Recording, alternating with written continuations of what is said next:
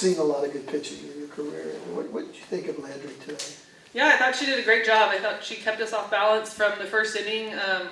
A lot more, I think, off-speed pitches than we expected, and she had everything working for her. And I think she's a really tough matchup for a lot of teams because she can throw to all quadrants, and I think she can match up well based on all the pitches and speed she's had. And we saw her last year when she was at UL, and you can see the Jen Rocha effect. I mean, she's just, I think, throwing even better, has a larger mix of pitches, and something that we're going to have to be prepared for. And I think you really have to stick with the plan with her, and we didn't really do that early on. So the off-speed is what caught you guys tonight? A little bit. I thought we just expanded our zone a little bit and not really sticking with the plan of what we were looking for, but she had it working, and she was throwing it really in all counts, I thought, particularly to start the game, those first few innings. Thanks.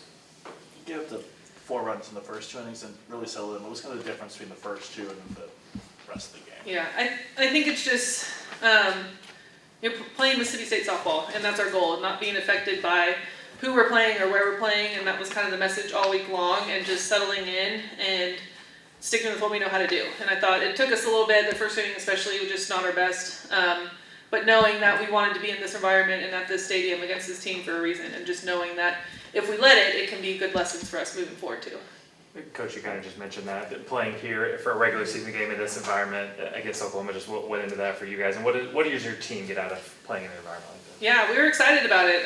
Still are. I think for us, pretty much every girl on my team except maybe one, my UCLA transfer, has never played here. So giving them the opportunity to feel what it's like on this field, to be in this atmosphere with thousands of fans cheering for Oklahoma and cheering against you. And that's what we wanted. This is what our goals are as well, is to get to OKC in June and to feel that pressure in that moment a little bit. And I think it got a little big for us there, but I thought we settled in nicely. So, hopefully moving forward, we understand how it doesn't matter. The field, the dimensions, everything's the same. And we have to keep our focus on us and what we can do well to start off the game. How much are you looking forward to going to Love's Field on Sunday and kind of seeing what that atmosphere in those facilities are like as well?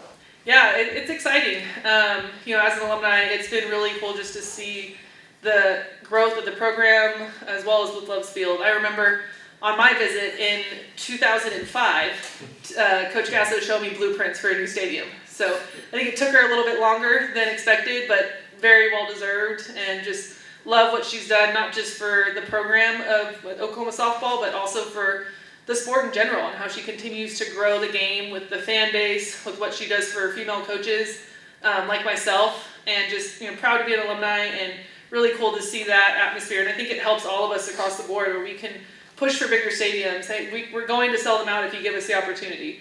And I think she really kind of set the bar there too. Do you plan on seeing it tomorrow or the next day? Are you going to go over there? We got to see it last night when we practiced there. So I got a tour from Jackie, their director of operations, and got to see everything. And it was really special to see. Speaking of keeping your focus, no game tomorrow. There's going to be a doubleheader on Sunday. Obviously, you're familiar with the area. Is there already a plan of attack where you're going to show your team kind of things around, or what are you guys going to do? Yeah, I think the rain's going to hinder us a little bit, but we're definitely going to make sure that we stay focused. We'll do some film, go practice, maybe get a workout in the Oklahoma facilities, and then see, just depending on the rain, with it being the anniversary of the Oklahoma City bombing, we thought maybe take them by there if the weather's permitting.